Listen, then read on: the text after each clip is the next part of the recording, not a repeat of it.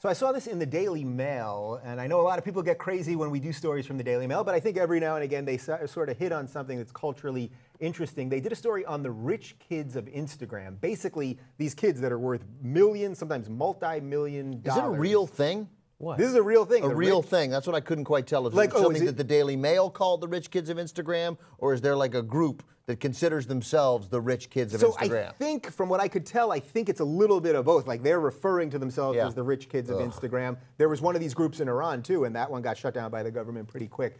So let's look at a bunch of images. These are the rich kids of Instagram, so titled by themselves and by the Daily Mail. And basically, it's these kids that are just super duper rich, and they're kids. They're in their teens, early 20s. This is not their money that they earned. This is money given to them by their parents, and they're in planes and in boats, and they're in exotic places, and they look wads of cash. Jimmy, do you have those kinds of $100 stacks, $100 bills on your gold, under your gold watch? And they're in these crazy hot tubs and pools. And I thought this story was interesting because we all see this. Every time you go on Instagram, you see someone's food looks better than yours. Every time they're at a beach, because of the filters, it looks better than the beach that you're at. And we're all making ourselves kind of crazy. But I think there's something particularly kind of gross about it being kids that didn't earn the money themselves. Unearned confidence is repulsive. Horribly repulsive. It really is repulsive. It's okay to be wealthy. Like, you don't have to be ashamed of inheriting your parents' money. A little ashamed. But you don't have to be, but not enough to not take it. How did you say unearned what? Unearned confidence. Oh, so like, that's why we don't like Luke Russert so much? Yes. Yes, that's right. Yes. That's right. All of those people, yeah. Like, just be appreciative, like, you know, so go on Instagram and do what everybody else does and show a picture of you with your friends. Instagram, there's too many photos of ourselves. No kidding. There's just, like we did a story earlier that'll be up on the Rubin Report about the legacy contacts on Facebook. And Jimmy made a great point. Like, yeah, you're dead. Nothing matters. It just doesn't matter. And, you know, there was a way that we were able to inform people that you were dead before Facebook. I'm pretty sure we can go back to that, right? It gets out, you know? Right. And not everybody needs to know right away that I died. It's okay. Yeah. Like, you know, if people find out in 9 months, oh, Ben didn't come on, he's dead? Oh, that's a shame. Let's have a drink to him. That would be nice. That's okay. Yeah. That's all I require. People have to go on with their lives. So it's just embarrassing to look at these kids. It's embarrassing, and they don't know it. They have George W. Bush's unearned confidence, and it's upsetting. Oh. So speaking of the unearned confidence, I got a quote here from one of the girls that does this stuff, that posts all this stuff. And I thought it goes exactly to what you're saying. She says, "I don't think I should be judged for posting a photo like eating caviar at Claridge's in London, while it's okay for someone to post a picture at McDonald's." So she's saying, well, I'm just doing the same shit. I just happen to have more money, so I'm doing it nicer. No, that's what's called being out of touch. Yeah. What she just said. She doesn't understand what the problem is because she's out of touch. Like, that person so badly needs therapy. Like, they might be able to, she could be a functioning normal person. Of course there's a difference. Yeah. But by the way, who cares about you with a picture at McDonald's, by the way? Like, right. Not necessary. Yeah. I mean, go to McDonald's, it's fine. Nobody needs a photo. I'm pretty sure that the French fries at McDonald's are probably better than the French fries at Claridge's. I've never been to Claridge's. I don't even know what it is. Caviar at Claridge's. You know, the expression about that they used for George W. Bush, and I don't know who said it first, and maybe it's 100 years old or it's as old as baseball, but it's the best expression there is. You know, these kids were born on third base and think they hit a triple. Yeah. You can't put it any better than that. I think it was, I said that or Ann Richards.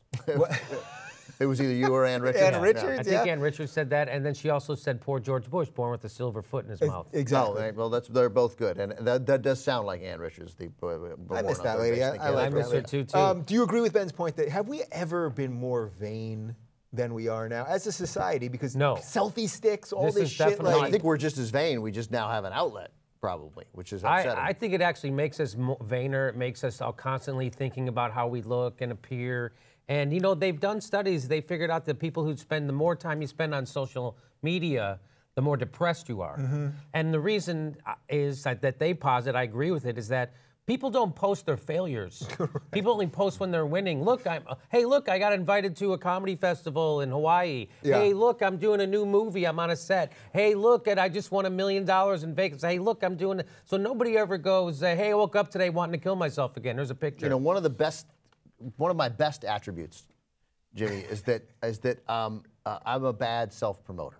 Like, and there's a quality to that I'm uncomfortable promoting myself, right? And now on Twitter, Twitter's, I don't really go on Facebook, I don't go on Instagram, it's just Twitter, and mostly what I do on Twitter is read.